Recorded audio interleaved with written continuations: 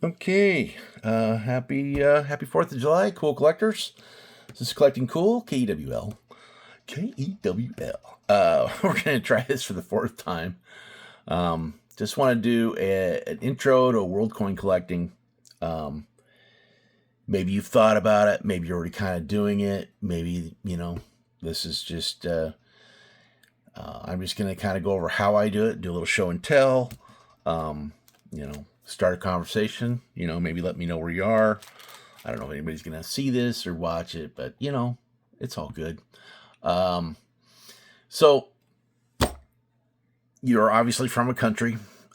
We need to start that, and because this is going to be from, let's call my perspective. So, I'm in the U.S., so I am going to come from the perspective as being from the U.S. If you're in Canada, UK, Egypt, Malaysia, everybody in the world, there's coin collectors the world throughout. And consequently, sometimes like here, maybe you get kind of bored with U.S. coins, or maybe you want to. Maybe you want to expand your interests, and if you're already collecting coins in your own country, you obviously have. They say collectors are born, not made, so you're obviously already a hunter or a gatherer. Well, one or the other. But it is a wide ranging variety. There are myriad ways of doing it. There are, to your heart's content, whatever you enjoy, you can decide on, do it however you please. I made the decision when I collected that I wanted, my first goal was to get a coin from virtually every country in the world, which now I have 21,000 plus coins on Numista. That I, I have bought coins by the pound. These are all Canadian, but this came from one. This was a Canadian, so I kind of got to coin roll hunt because I bought. It was 17 pounds. It wasn't quite a full box of nickels, but they were. It was a collection. It was actually an estate sale, and it turned out to be a true estate sale. Primarily, these are all 1970s, and this is only I think I had 2 bags. Almost 200 1970 low mintage nickels. So I made out on that, which leads into obviously coin collecting has changed in the last 25, 30 years with the internet. So now if you are have a little bit of a sleuth for you, you like doing research, there's might be a little bit of math on just a quick comparisons, so what, if you want to, especially collecting world coins, if you're looking at, say, Switzerland, well, what coins in Switzerland, and there are some that are worth collecting, and then you can focus on that, and that is definitely ties in with focusing so that you're not completely overwhelmed by the size, breadth, variety of ways of doing this, that you can enjoy this hobby. And just because you focus on one area, like, obviously as a kid I started, I was given a couple coin folders by my dad of pennies when I was like 4 or 5, and that was about 50 years ago.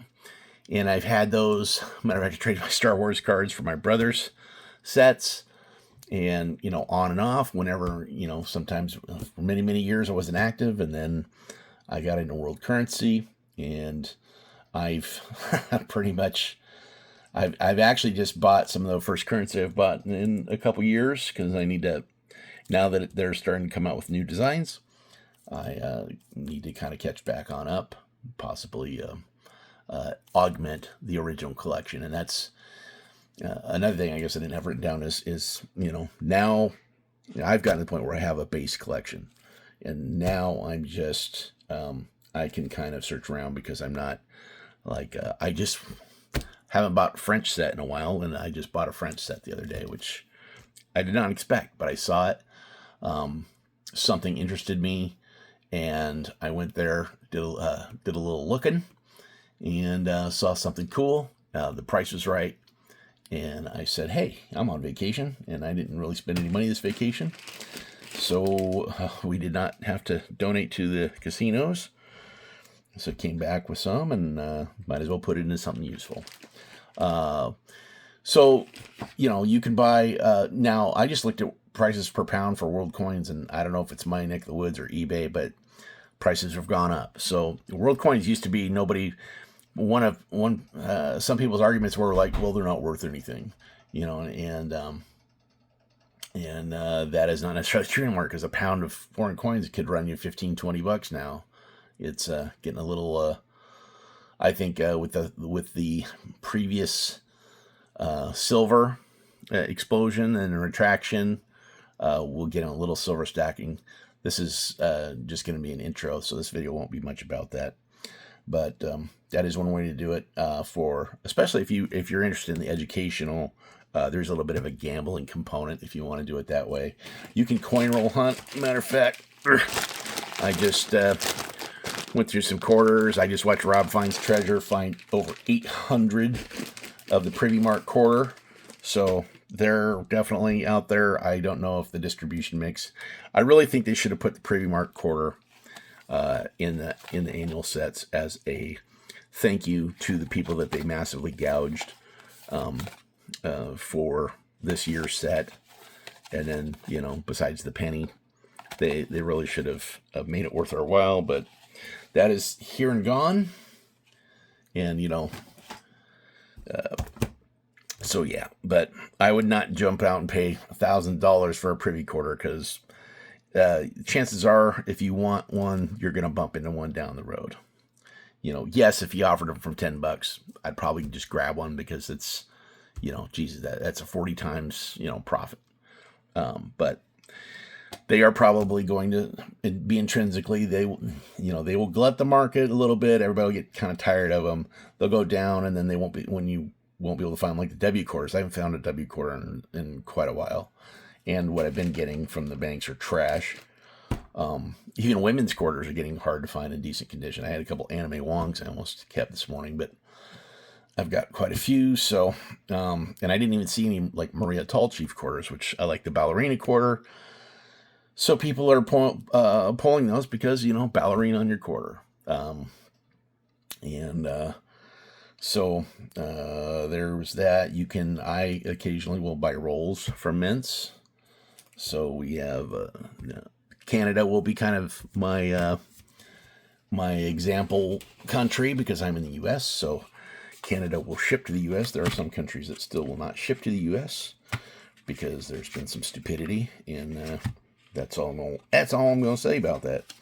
But also Canada is producing limited edition. Basically, these circulate, have FIFA World Cup, and the Tomb of the Unknown Soldier. And then Canada also they just put out the second glow-in-the-dark toonie, the second glow-in-the-dark circulating coin in history. So Canada is doing, no matter how you feel about them, they're killing it sometimes. And the non-colors, which are over here, the non-colors are 1 million. So that quarter that everybody's going to be looking for, yes, it's a low mintage. Yes, I would be more than happy to get mine. A couple examples, hopefully, in decent shape. I'm not going to go out and spend a massive amount of money for them, but they're out there now. Seem like it's more West Coast. I don't know where Rob Finds Treasure is, which will lead in. Now I don't have to mention him later in the video, because he is, I believe Christopher Collects uses him as kind of the original. That's how he got into this. And that's, the internet is a fabulous or not so fabulous place, but it definitely is for seeing what other people are jazzed about, seeing what other people excites other people. And if it excites somebody in the UK to get a British territory coin, then those are worth looking at, which these are all British. Here's some Gibraltar Candy Tuft 50p's, which are the old larger 50p's, which we'll talk about. So it's a hobby that is research intensive. And like me, when I'm doing numbers all day long and drawing, yada, yada, yada, electrical and mechanical BIM stuff, which is my day job, then anything to get my mind off that, because I'll just sit and it's not even retail therapy at this point. It's just straight up getting my mind off of that. And the human mind is kind of designed to calculate, to enjoy statistics. I mean, anybody if you like baseball, basketball, you're going to get it stuck up in statistics. So one of the math is in world coins are countries and their populations.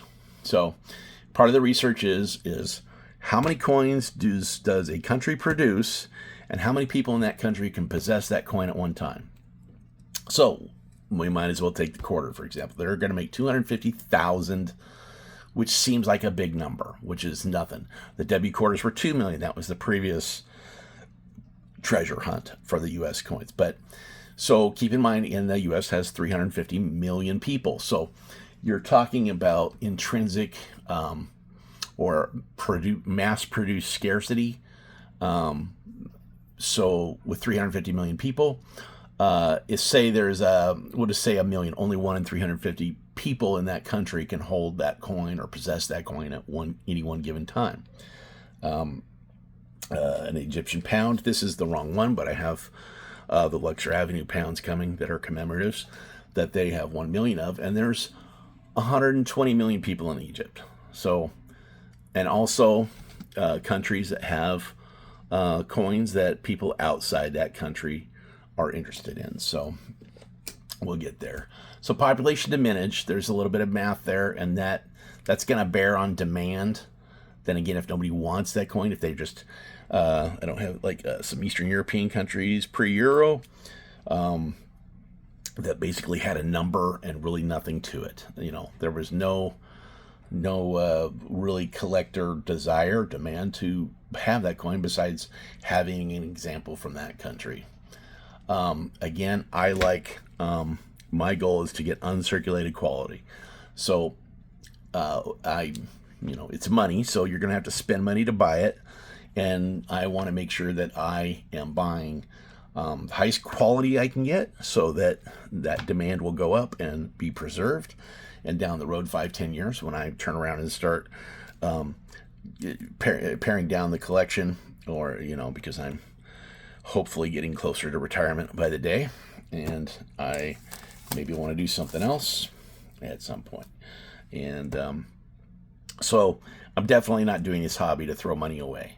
And at least want to see inflation, a hedge against inflation at the minimum, some profit at the maximum, or a lot of, love to find that $1 million coin that doesn't really exist.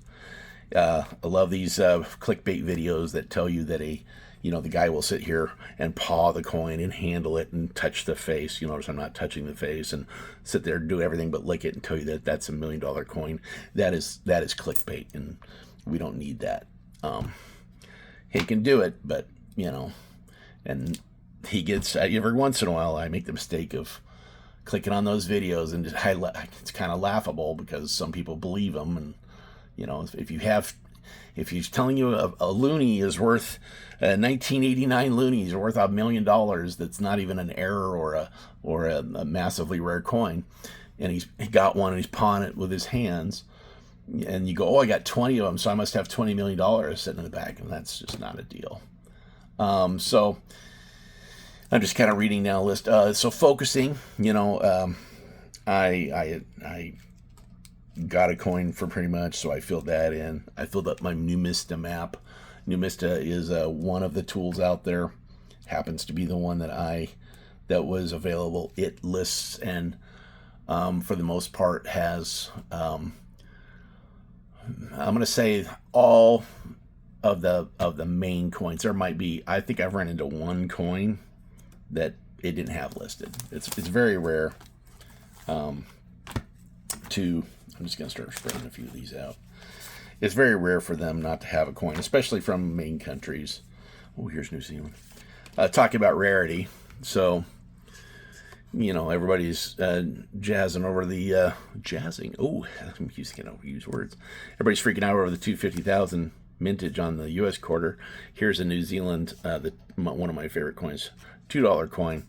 It has a mintage of, I think, 2003. I think maybe 4,000 at minimum, 2,000 to 4,000, and it was a This year didn't circulate, but that is the definitive coin, which is the regular design.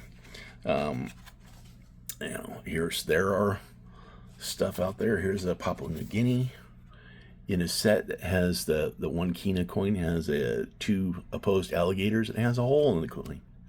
It has a hole in the center. I mean, there's some pretty nifty stuff. And by buying it in the set, I don't have to worry about the what quality is it. It's brilliant uncirculated.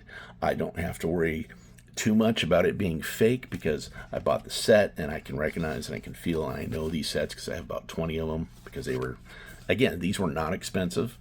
I also got them on sale because the place I buy from, I usually buy rolls or my singles, or I usually buy 10 at a time because the more you buy, the more you get percentage off. So you can feel the packaging. You would have to, if this was in fact counterfeit, you would have to counterfeit the packaging.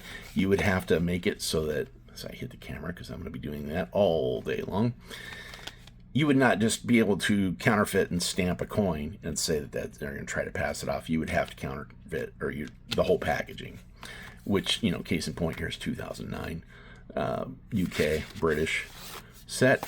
I've been gold dotting so after the wife ends me for buying too many coins, she won't sell my Kew Gardens, which is a $250 coin, for 50 pence and turn it into the bank. This will be a prime example in a few minutes. We'll get there. And that did run right into quality.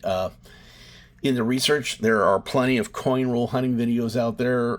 There's also not necessarily, there's numismatic videos. In the U.S., there's Quinn's Coins, Treasure Town, DC collects, I believe, the Coin Geek, but Daniel at Coin Help You, it's an awesome channel. And then Rob Finds Treasure, he just got boxes with the Privy Mark quarters, which is a fantastic video. I know people will be jealous, and I was like, because he basically got 0.5% of the entire run in 2 boxes, and that's really on the mint because their distribution, they don't care. There were, on average, a quarter of the rolls were the Privy Mark. That seems to be that average, and I don't know if that's by company.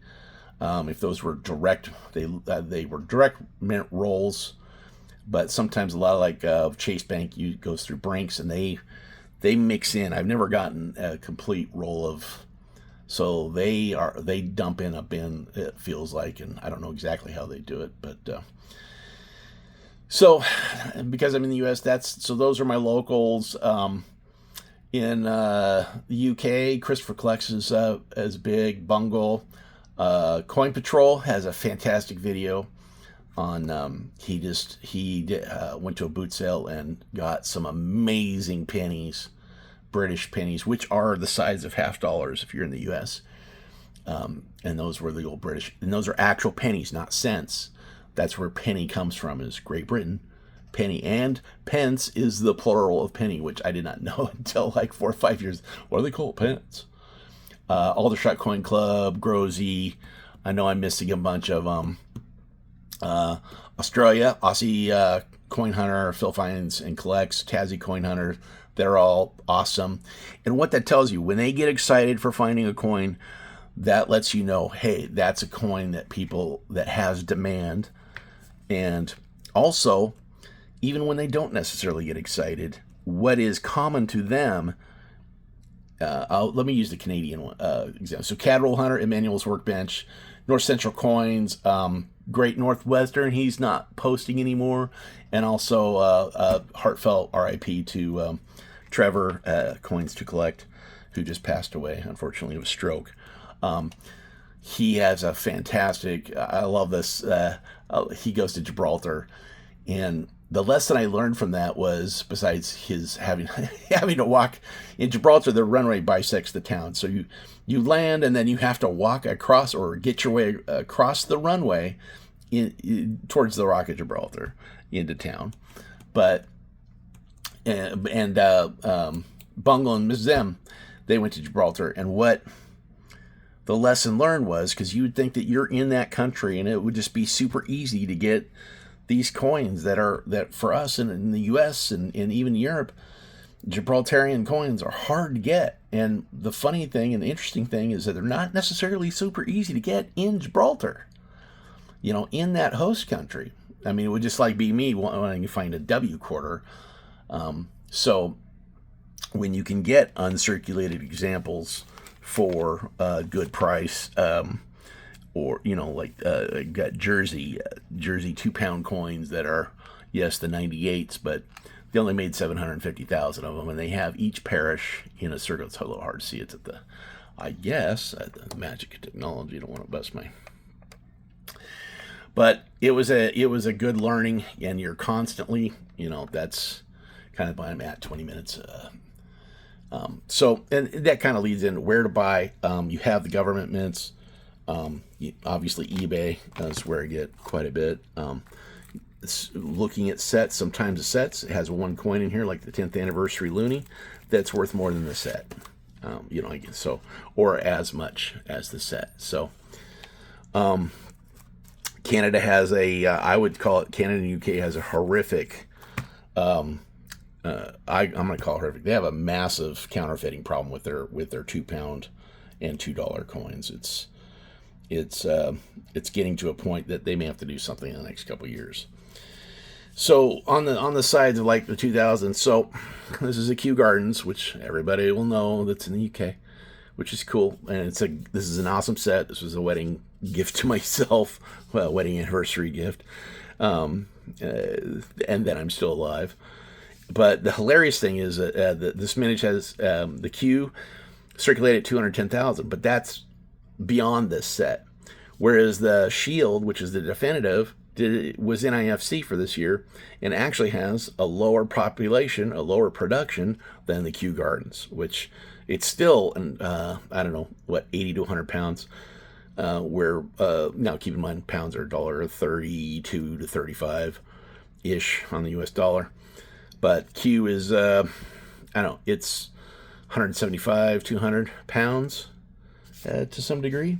And then when I get these, I'm not a big fan of grading, but I will, when I start getting rid of my collection or start paring it down, I will send my Q in to get graded and try to maximize the money I get back from it. But awesome set. I have the 2010 11s. I have, I'm missing, I have the definitives for, 19, so I don't have the Frankenstein coin, the Mary Shelley coin. But I have, Britannia is one of my favorites, and I have every version of that every year, just by getting the sets. So, Australia. Again, it doesn't matter if you're in, Malaysia, Philippines, Japan. Middle East is its own subset. Middle Eastern coins are amazing. Africa has, besides South Africa, but, Namibia, and that's one of the France. These are the first euros. Again, Isle of Man has, I got these from the Isle of Man, has one of my favorite coins in it. It's the Basking Shark. But, so this is just an introduction. I hope I was helpful. I hope I directed you to people that deserve your attention, not these AI clickbait videos. Christopher Collects works at a coin shop, so he also does videos showing some of the collections that they brought in, and some silver. Silver stacking, that is its own area that you are not only, it's kind of gambling. Silver is one of the most manipulated markets there is. So I would just voice, I'm not trying to steer you away from it, but know what you're doing. Be very sure who you buy from.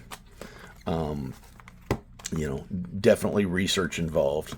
Here is the first glow in the dark. And this is kind of, the other two I have are more of a snow on the trees. This is the beginning of it, probably within tolerances. And then Canada also, this is their last color coin, or color 25 cents. And then they moved to the loonies and toonies, which I think they're doing it definitely the smarter way. There's more to be said about that. I will do a video on Canada alone. I'll do videos on New Zealand. I've got my 95 set coming. Again, one of my favorite coins. Matter of fact, now that the Kiwi dollar is actually a Kiwi dollar. It used to be on the 20 cent piece, or 20 cent coin. But New Zealand, again, taking population.